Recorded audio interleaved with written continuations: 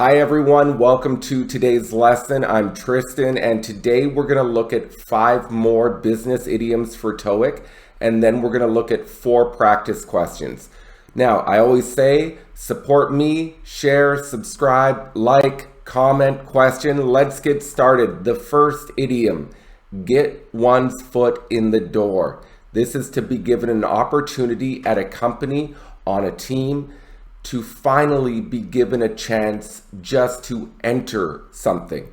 For example, all my life, I had wanted to work at the company. I got my foot in the door by doing an internship during university. Now I am an employee who works in the marketing department. Another example, I want to work for the government, but it's hard to get your foot in the door unless you went to a famous university. In my opinion, it's unfair. All right, let's look at the next common idiom. This is get the ball rolling.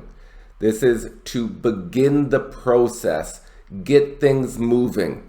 For example, I wanted to start my own YouTube channel for years, but I only got the ball rolling during COVID because I had more free time. So I finally started to get some momentum. I started to actually create enough videos. I got the ball rolling.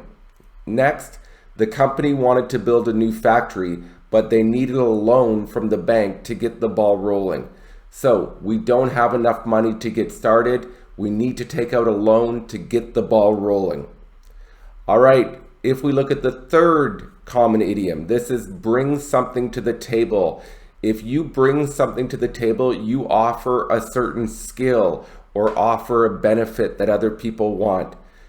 Here's an example. The company was looking for employees that could bring a variety of skills to the table, but the most important was creative thinking. So if you brought the skill of creative thinking to the table, the company would be more likely to hire you. You could get your foot in the door with this company. Another example, although he brought a lot to the table, the team didn't offer a contract because of his habits off the field. So maybe he's a great player, he brings a lot of things to the table, he's got a lot of skill, but off the field, he's not such a great guy. Okay, number 4, to cut corners. This is ignore details when producing something, and as a result, you often create a lower quality product. And it's often done in an attempt to save money. Here's an example. The construction company cut corners. They did not measure things properly, did not double check the piping, did not buy high quality materials. So they cut corners, and now there's a chance the house will have major problems. Now, maybe you work for a very respectable company and you says, when it comes to our manufacturing, we do not cut corners. We make sure every product is perfect. All right, next one, up in the air. If something is up in the air, it's undecided. For example, my plans for the weekend are up in the air. I don't really know what I'm gonna do. Or, will the factory close down? Right now, it's up in the air. We don't know if the government will help out. If the government helps out, it probably won't close.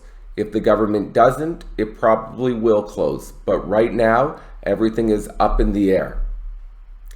Okay, so now let's jump into the TOEIC questions, and you have to pick the best answer. So let's look at 111 here.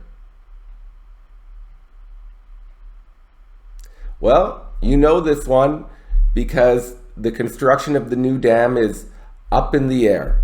We don't know if it's going to happen. It might happen, it might not happen. So this expression, the construction of the dam right now is up in the air. 122. Well, we know that after keep, we use verb ing, not to verb. So the best answer here is A.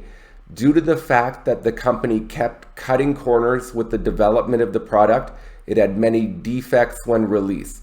And if a product is defective or a product has defects, these are problems, these are mistakes. So if for example, if your TV has defects, it might not turn on properly. All right, 123.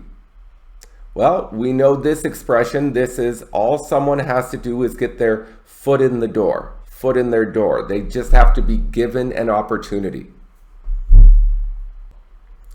Okay, so let's look at 135.